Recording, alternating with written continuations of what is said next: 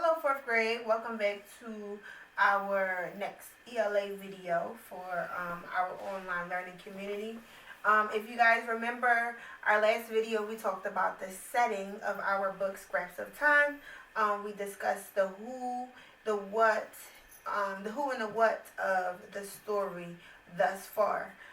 This week, at the end of our video, we will be discussing the plot.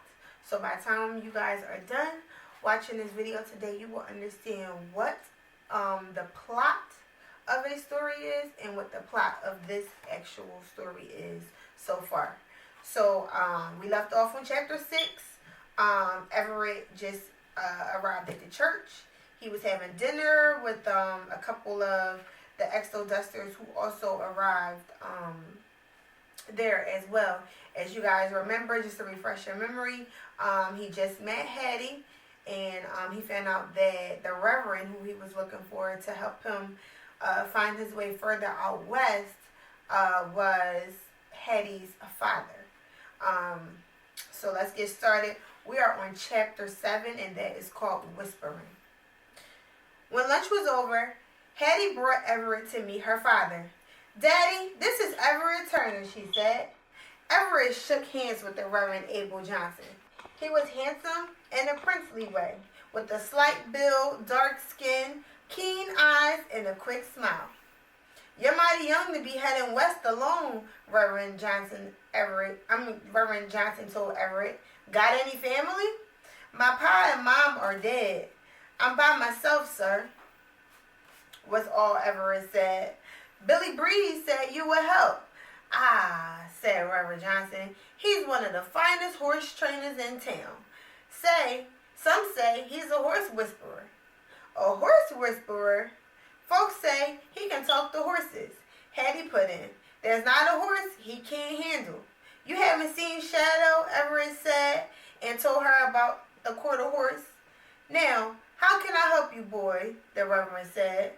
"I want to go west soon as I can," said Everett. "Near there, the 10th Cavalry is."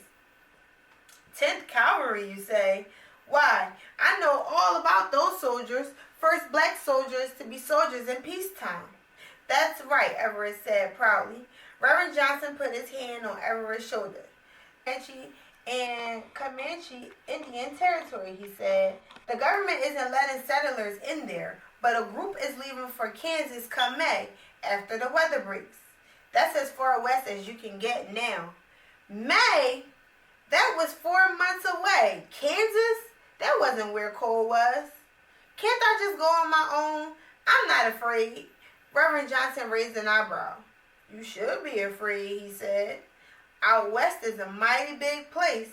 It takes time to get ready for such a long trip, and getting there is hard. Settlers must learn to work together to survive. Wait until spring. The West isn't going anywhere." Everett left the church disappointed. It had stopped snowing and the sun had come out. It reminded him of what his pa used to say: "A winter's sun is pretty, but it won't keep you warm." Everett made his way back to Brooks' library. "I can't get close to where my brother is, but there's a group leaving for Kansas in May," he told Billy. "I need a job and a place to stay till then." Billy got Mr. Brooks to hire Everett as a stable boy. 10 cents a day and a bed in the stable, said the big bearded man who was his new boss. A handshake sealed the deal. "You can start today." Everett soon found out that taking care of horses was hard work, no glamour. Cleaning out stalls, shoveling hay, and grooming were parts of his chores. It was worth it, though. All the farm back home had was one old mule. Everett had never been around horses before, and they took to him right away. Lucky liked to be stroked on his flank. Queenie loved apples. Hardtack whined whenever Everett came to bed for the night, but Shadow was his favorite. Shadow was proud, like a king. Every night, Everett spoke to Shadow in the next stall and sang to him. His music seemed to soothe the horse. Every morning, Everett greeted Shadow saying, "Hi, big fella," but Shadow always backed away, stomped, and snorted. "Leave him be," Billy told Everett. That horse has a lot of healing to do before anybody can work with him. Billy was leading Martha Gray, a black, white, and gray mare, out to the corral as he spoke. Everett followed. "What happened to Shadow?" Everett asked. Billy answered, "Can't say for sure, but somebody hurt that horse something awful." "How? Why?" Everett wanted to know. Billy saddled up Martha Gray. He shrugged. "I don't know why or how. I just know Shadow is scared, and he needs to feel safe and cared for before he trusts another rider again. The army was going to put him down, but I brought him for next to nothing. And Mr. Brooks takes his board out of my pay. I don't know if it was a bargain or not. I haven't been able to reach him." "Are you what they say, a horse whisperer?" Everett asked. "Some people think I am. Animals, especially horses, tell me things." "They talk to you?" Billy shook his head. "No, not like you and me talk, but from time to time, but from the time I was a little boy, I knew what dogs and horses were feeling. Take Shadow, for example. He's saying, 'Leave me alone.' So I'm honoring his wishes. And then again, he may not choose to speak to me. Animals are like that, you know." "What do you mean?" "We think we choose animals to belong to us. It's really the other way around. They choose us. They'll let you know if you listen." "Can anyone be a horse whisperer?" Everett asked. "My pa always said, 'What I have is a gift. Can't be taught or bought.'" Everett watched Billy put the bit in Martha Gray's mouth. She reared up. Billy took the bit out and rubbed her neck. "Shh. I didn't forget, lady," he whispered. Then he asked very politely, "May I ride you today, Miss Martha?" The horse immediately calmed down and let Billy mount her. That night in the stable, Everett dreamed that he and Cole were soldiers. They were charging into battle. Everett was in uniform. His horse was big and brown with black stockings. It was Shadow. All right, guys, that is the end of chapter 7. Let's get into our lesson about the plot of our story thus far. All right, so our main question for today is, what is the plot of a story?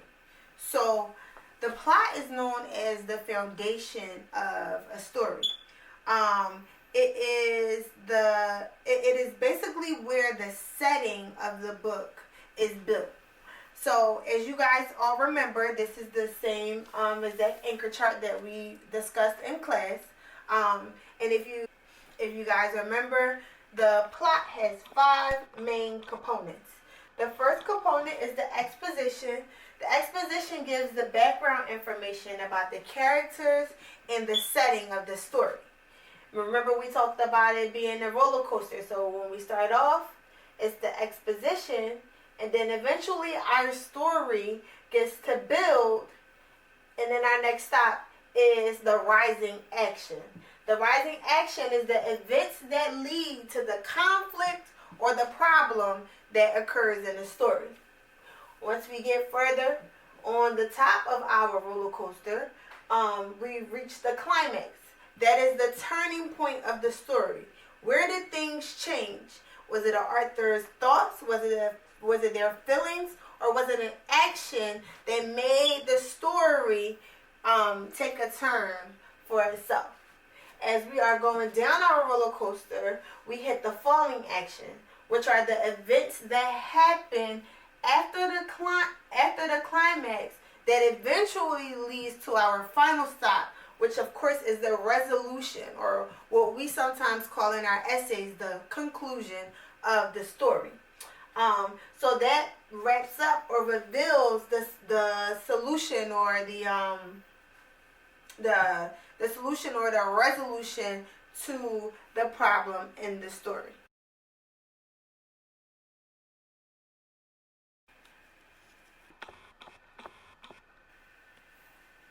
All right, so let's discuss our answers or your responses to the different elements of, or our sequence of events known as our plot of Scraps of Time. So the exposition, which gives the background information about the characters. Tell me so far, who are the characters in the story?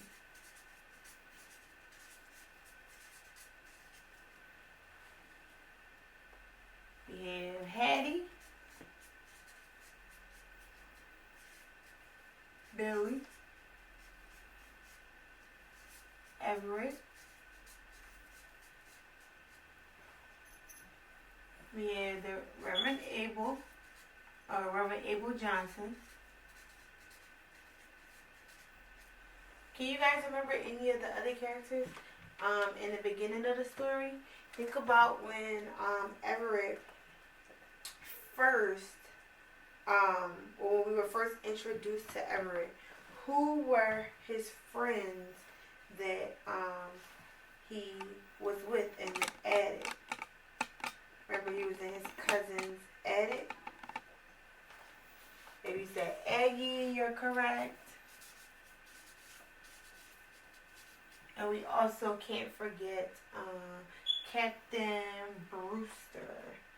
Remember, that was the captain of the ship that Everett snuck onto.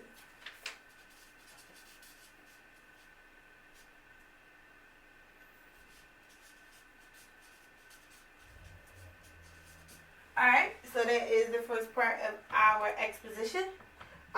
So we talked about the characters. So what about the setting? We know that the story, remember the setting is the where, when, and the what. So we know that our story begins, of course, in the South. And then Everett is leaving the South, and he is finally currently making his way west. So we'll just put our setting as the west, since he's making his way there. So that is our where. As far as our when, what do you guys remember about when is the story taking place?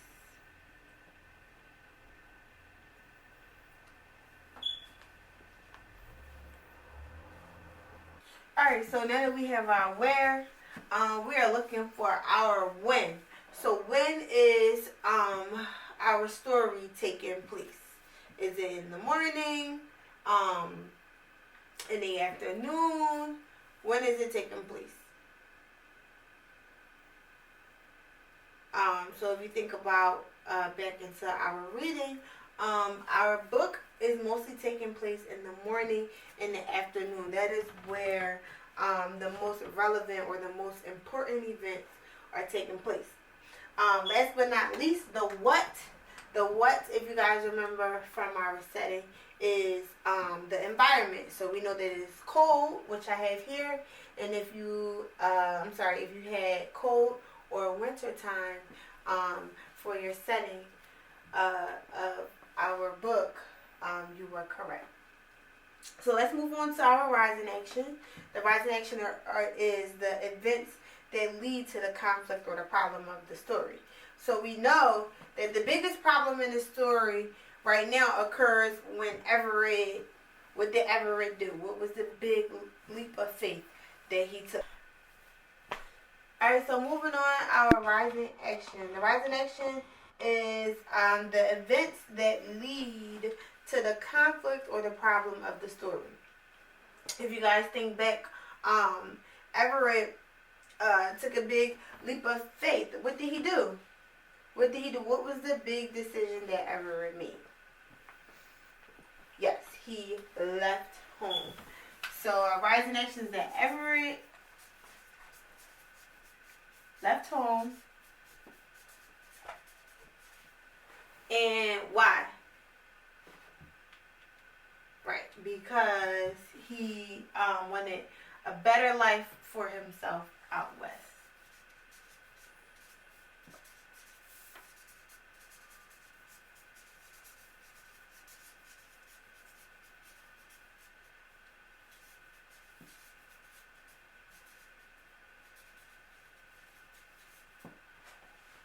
Alright, so that is our rise in action.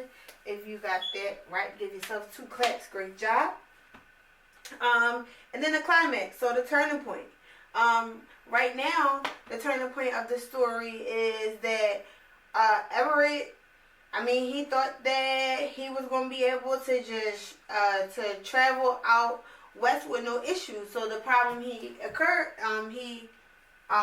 the problem that he came across is that he actually has to wait. So his time is pushed back as he has to stay where he is to work until the rest of the exodusters leave to travel further out west in May. So the climax of our story is that Everett has to stay and work until he is able to travel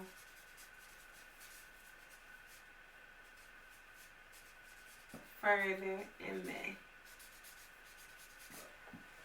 Alright, if you got that right, give yourself 2 snaps. Great job. So our falling action. That is the events that happen after the climax that leads to the resolution. So for right now, our falling action is that Everett is beginning to learn how to take care of horses with his friend Billy, which is basically going to earn him some money and a place to stay during this time. So our falling action, we could put that Everett begins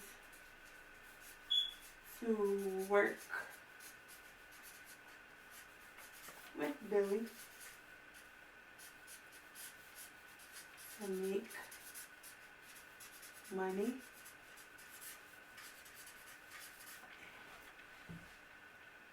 money and have a place to sleep. Alright, and then finally, our last stop is our resolution. As we talked about before, the resolution is the conclusion which reveals the solution to the conflict or the problem. So actually, we don't have a resolution to what is happening next. This is probably, we'll find out the resolution to everything that has happened so far in chapter 8 of our story. Give yourself a pat on the back.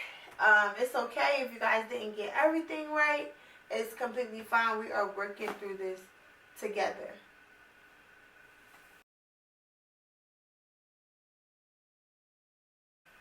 Okay guys, so to close us out for today, we talked about the plot. The plot is the sequence of events that take place in a story.